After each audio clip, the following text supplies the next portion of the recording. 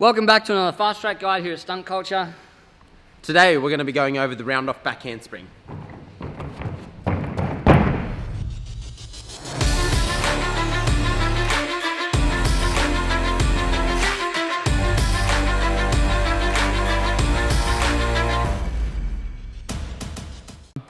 You're back with Cody and Jackson, and today we're going to go over a couple of key elements for the round off, the back handspring, and connecting the round off back handspring and then creating power through those skills. Going to touch base on the round off first. So we need to do the round off so we're having backward momentum carrying all the way through the skill, rebounding backwards. Otherwise we won't be wanting to add the handspring because we won't have momentum, and you want the momentum so then you can go through the back handspring. Does that make sense? Cool. So, normal round off. Nice long lunge, reaching up, rebounding nice and tall. We want to carry that rebound backwards and make a little bit more coverage in our rebound so that then we have that backward momentum.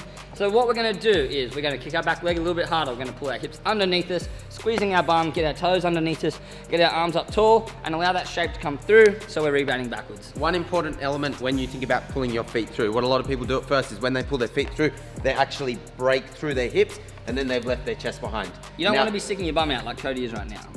So what you want to do is you want to pull your hips under there, and then that chest comes up.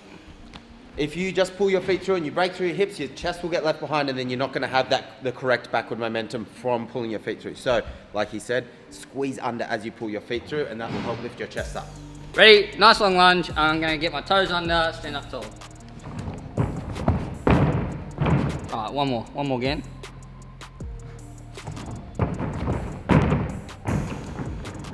So with that round off, you'll see where Jackson positions his feet. He's pulling them all the way through, so he's creating that angle that's directing his momentum backwards rather than directing it up or breaking his shape. I've said to a few of my athletes before, if you were to all of a sudden not do the back handspring when doing a round off back handspring, it would not end well. Yeah, it wouldn't end well. Because you'll be coming out with all that momentum coming up through your round off. The round off needs to be catered for the back handspring. You don't just do a round off and then a standing back handspring. That round off momentum comes through and your shape is like on that angle to extend through the handspring. So what happens is when the people are practicing their round off, because they're so worried about launching back onto their back, they're actually practicing it with incorrect technique. And then when they go to add the handspring on, they're doing that round off handspring incorrectly because they practiced it so much without that momentum. So what we like to get people to do is place mats behind them, stack the mats up so that they can pull through, create that angle and then land on the mats without having to worry about launching onto their head or their back onto the ground. The first round off fundamental that I'm going to go over is the round off onto your knees, getting your hips under. So I'm going to do it up onto these stacked mats. This just helps get chest up and get your hips under into that nice position that we actually end up going into before the round off handspring later. So I'll show you that now. Nice long lunge. Standing up tall, chest up, squeeze your core, glutes under. Good, moving on to number 2. Second round off drill we're going over is up the wedge. So we're gonna do a round off up the wedge. This helps just get that little bit more power through the round off for our toes to come under to then link through for the handspring. So I'll show you that now. Power start, lunge, standing up tall. Getting that good rebound will help you progress through to doing the handspring. Now, this drill, sit smack for the handspring. This is really, really, really important drill. So you need to focus on getting into that nice athletic position, shoulders, knees, and toes in line, engaging your core and squeezing your glutes, just like this.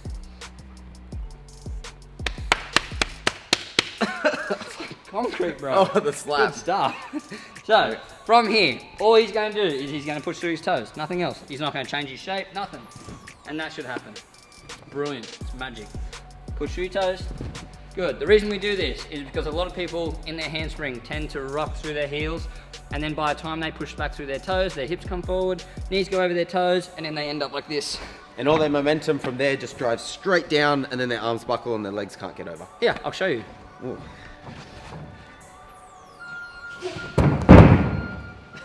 That's pretty accurate, actually. Not committed too much. And that will not end well. It does not feel good on any part of your body.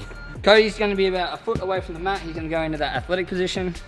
Then he's going to push through his toes. He's going to fall, and then as he starts to fall, his arms are going to come up next to his ears, and then from this position, he's going to drive through his toes, forcing everything in, smacking the mat as hard as he can, squeezing his glutes up off the mat. Nice tight tummy. Good man. Chin down, looking at your toes. Chin down, looking at your toes. And you're gonna have to do this a lot. Wrap it out, wrap it out, wrap it out, because one of the biggest habits is when people start this jump is, like you saw before, how they throw their hips forward and drive everything down. And it's very uncomfortable at first to think about getting into that position, pushing through your toes and falling and holding that and maintaining that position. And that's why a lot of people don't hold that position. So rep out a lot of them where you sit and just fall before you even try to extend. And then same thing, when you start extending, you're just gonna have to do a bunch of these. That's pretty loud. No, But your hips went up. You need to drive it back. Okay. Yeah, push back, push back.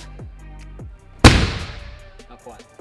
What do you mean? That felt good. Yeah, but your hips are coming up. You want to be driving back so we can get that backward momentum. So kind of think about driving your bum into it, but then squeeze your glutes up.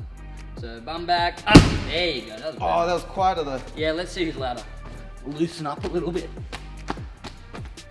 Cool. Woo! That's pretty good. Yeah, ready? Woo! Awesome. Yeah, nice. Cool, so practice both of those a bunch before you move on to this next one. Are you ready for the next drill? I'm not. Cody's going to do it. Oh, I didn't know this. Okay, so what you gonna do?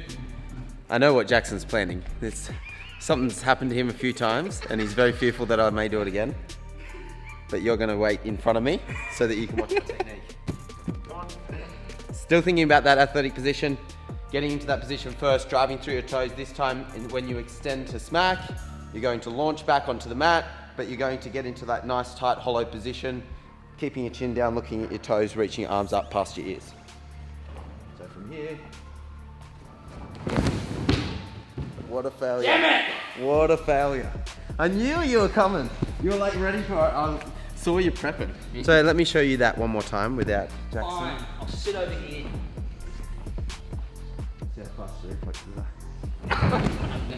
Hey, that's a nice shape. You really want to be turning that core on, like, good man. Now that we've done those two fundamentals for the handspring, now we're going to try and link them. So, we're linking the handspring to the round off by doing a round off first. So I'm going to round off up the wedge. As a beginner, you do not want to be doing this drill. So you don't want to be doing this drill if you're still learning your round off. If you're moving on through to doing round off handspring and trying to perfect that round off handspring, yeah, for sure. But this can be a little bit tedious and high impact. So make sure you got a really, really strong round off before you attempt this drill. So I'm going to show you now. I'm going to round off up the wedge, squeeze through, push, and then I'm going to try and punch the mat or the wedge with my toes as I land in a nice tight dish shape with my arms up next to my ears. Cool.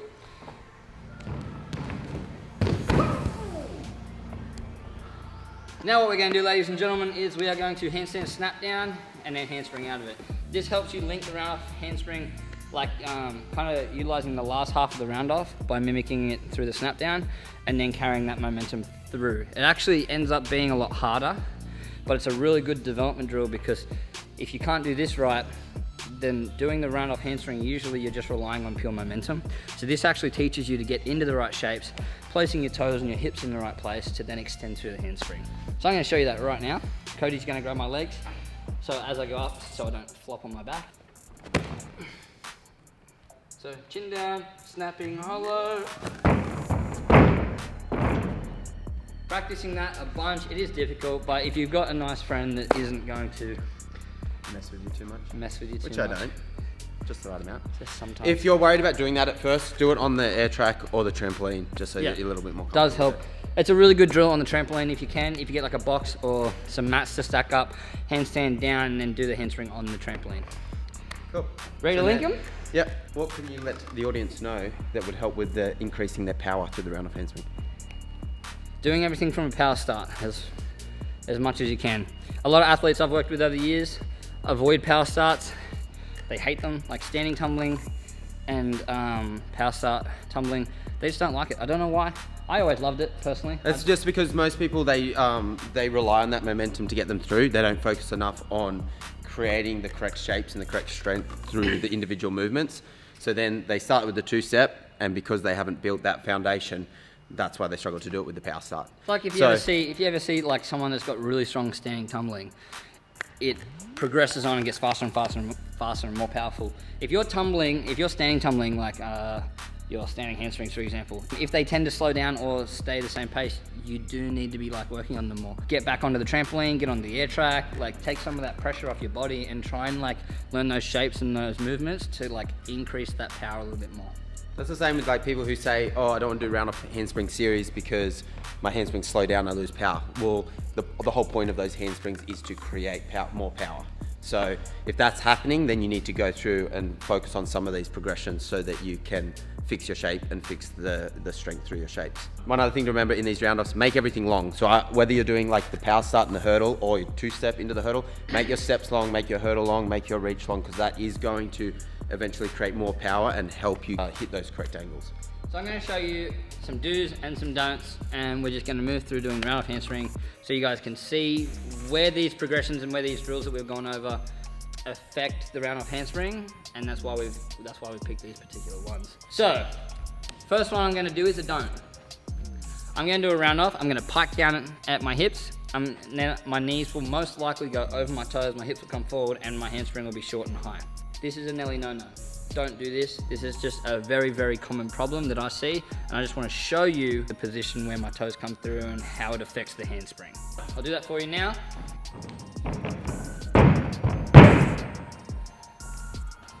If you think that looks really bad, hit the like button.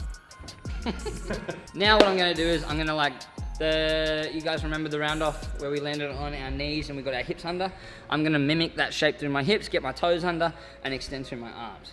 Big difference between the two. Hopefully I can do it nice and pretty. Nice long lunge. Huge difference in the rebound. If you guys could see a difference between those two, hit the like button. Hit the like button. Don't forget to sub. All right, so I'm gonna add 2 steps to that round off handspring. Hopefully I don't end up in the fire extinguisher. Ready? In it. Ooh. Yeah, almost. Last one today, guys. Also, say hey to Shan. She's been chilling over there. All right, last round of handspring, and I'm gonna do it from a power start. Try and follow me. So just remember, with the skills that we've shown you today, these are just a few of the progressions and the fundamentals that you need to follow in order to achieve these skills. We are still compiling a list of other skills and progressions that you can follow over at stuntculture.com.au, which will hopefully be ready very soon. But let us know what you would like to see in the next YouTube videos or what you'd like to see in our app coming up.